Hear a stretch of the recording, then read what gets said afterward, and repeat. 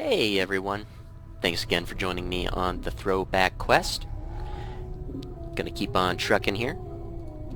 And you know what? Thanks for everyone who's stuck with me so far. You know what?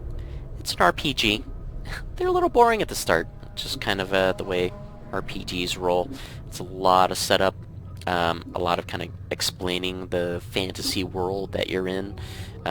So a little slow at first, but you know, once we get out of the mortuary and into the world at large, I think things are really going to open up. A lot of cool stuff is going to start happening. So you know, stick with it. I appreciate it. But yeah, let's see what the hell this zombie dude has to say.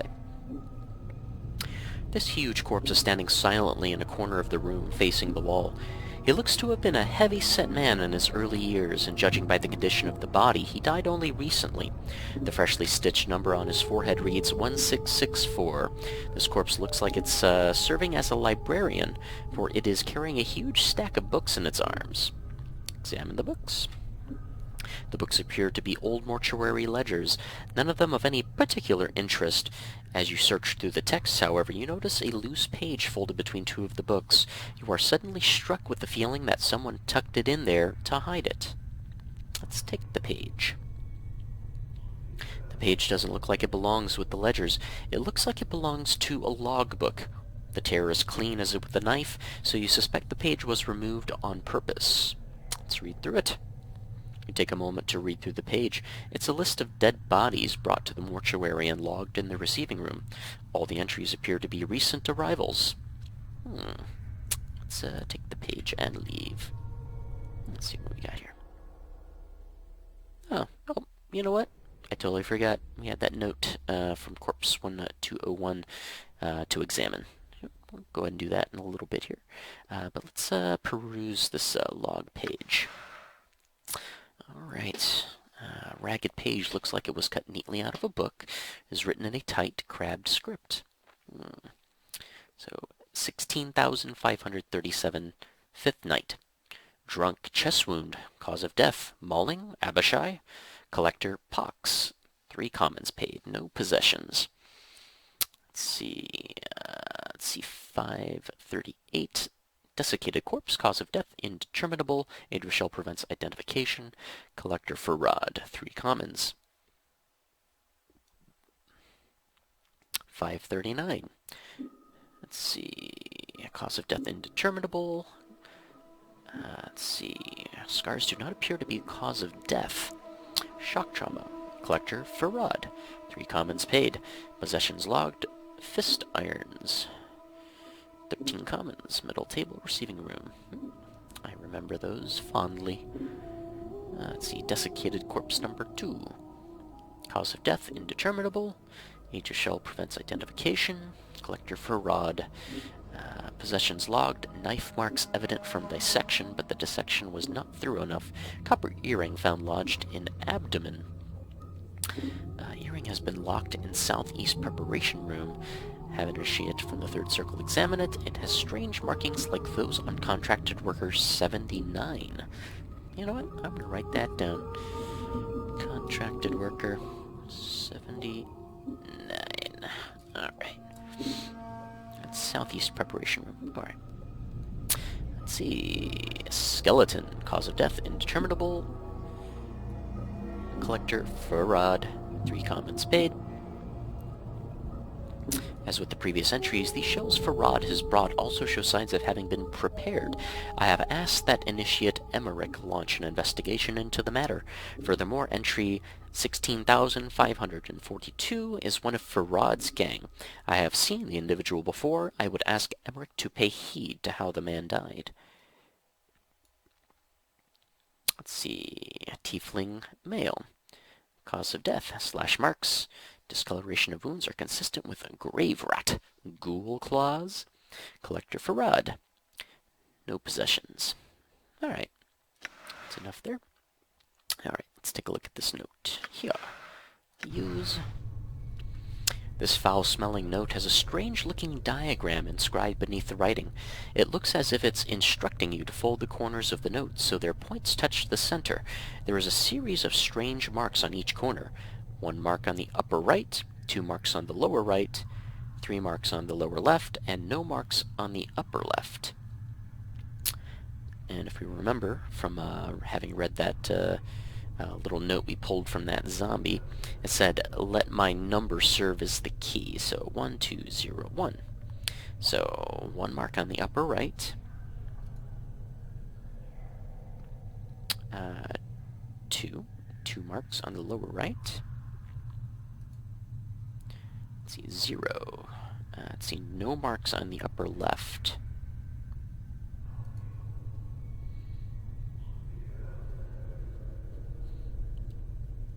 And then 1. That's going to be the upper right again.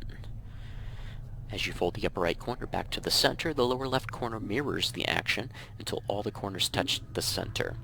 You watch for a moment, and the corners of the paper raise up, turning the note into a small, 4-sided paper pyramid. Open the sides. Ooh. You peel back the sides of the pyramid, and the paper disintegrates to dust. Inside is a small triangle-shaped earring. It catches the light and gleams brightly. You take the earring.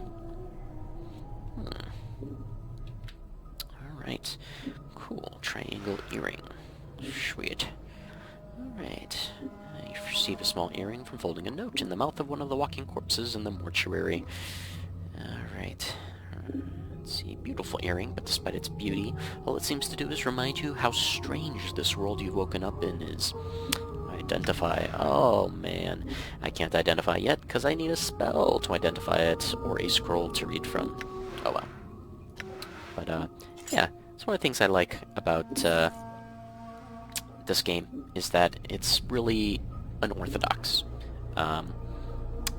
Because, like, an earring is a magical item you can equip your character with, and you don't really see that a lot in RPGs. Another thing that's cool is that tattoos. As you go through the game, you'll find tattoo artists who are like wizards, and they can tattoo stuff onto your body, and you can buy tattoos, and they give you special powers, so that's something super unique about the game as well. And then they do other things like putting my eyeball there, and like, why would my eyeball be an equipable thing? Don't want to part with that. No, definitely not. But you know what? Maybe one time, maybe one day, I might want to part with that. And they put that there, and that's one of the cool things they do. It's kind of a mystery, and kind of shows you how weird this world is. So I'm gone. All right, let's keep on trucking. All right. See what's in here. Done. Ooh, Done. lots of stuff to examine. Ooh, was that dust man, huh? Ugh, ugh. Look at that. Alright. Alright, start Done. plundering this place. More bandages. All right. Nothing there. Nothing there. Nothing there. Ah, come on! Let's, Done.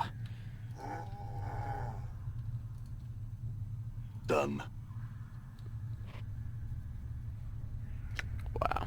Alright. Well, let's, go ahead and talk, to this dustman. Iveen, I guess.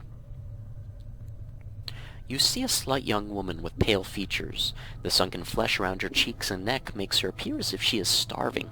She seems intent on dissecting the corpse in front of her, prodding the chest with a finger. Greetings. The woman does not respond. She seems too intent on the body in front of her. As you watch her work, you suddenly notice her hands. Her fingers are talons.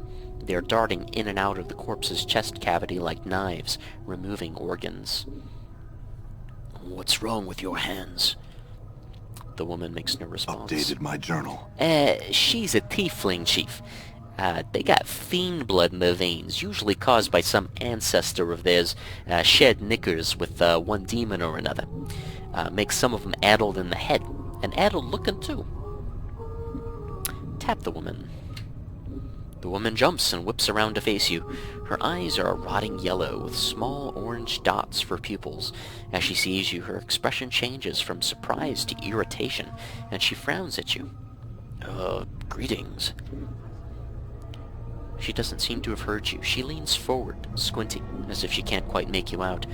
Whatever's wrong with her eyes make her terribly nearsighted. You... She clacks her taloned fingers together, then makes a strange motion with her hands. Find thread and embalming juice. Bring here to Ivine. Go, go, go.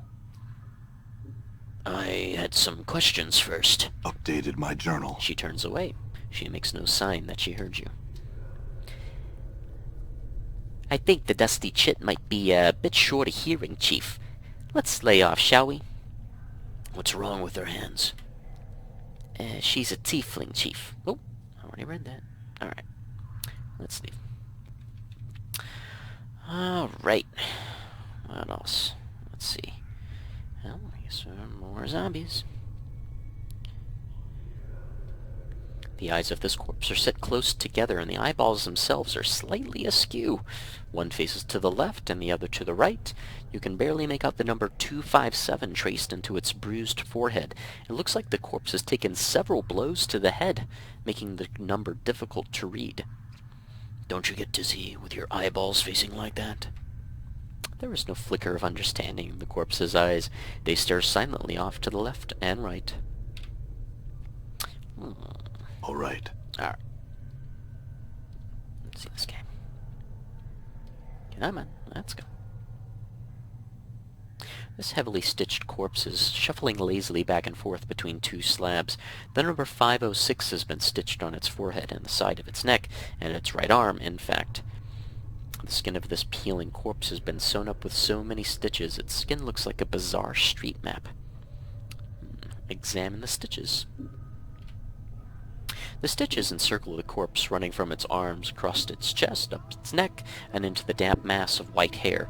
As you follow the crossroads of stitches, you notice someone has jammed a needle into the corpse's forehead. The needle is attached to a thread stitching up the side of the skull. You could probably unravel it if you had something to cut the thread. Let's cut the stitches with my scalpel. You slice the thread neatly with the scalpel, then pluck out the needle and pull the stitches out. As you do, the skin covering the forehead peels back to reveal the corpse's chalk-white skull, where, to your surprise, the number 78 has been chiseled. So this guy, he was originally 506, which was hiding 78. Write that down. Hiding 78. Okay. Seems you got two different designations there, corpse. The corpse stares straight ahead, oblivious. Guess we'll leave him in peace. And what about this guy? This corpse, 985, is stopped dead in its tracks, judging from the condition of its left leg. It looks as if some sort of tomb rot or corpse mold has eaten through its knee. The corpse is wobbling unsteadily back and forth, trying to keep its balance.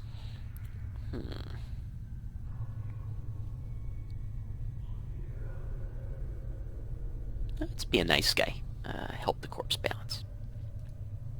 You reach out for the corpse's left arm to help steady it. As you grab its arm, however, the corpse suddenly sways to the right, and you end up tugging the corpse rather than steadying it. Chief, you might not... There is a crack from the corpse's left leg, and the body falls like a dead tree. Its torso strikes the stone flagstones and shatters like a rotten melon. Filth and ichor gurgling from the cavity. To your surprise, no one seems to have noticed the corpse's collapse, and even stranger, the left leg remains standing where the body was, as if at attention. After a moment, the leg falls over with a wet thump. As you gaze upon the putrefied remains of the corpse, you notice that its left arm seems intact. It has snapped from the torso during the fall, and it doesn't appear to have been touched by the tomb rot that had spread throughout the rest of the body. I wonder if I could make use of that arm. That's perfectly logical.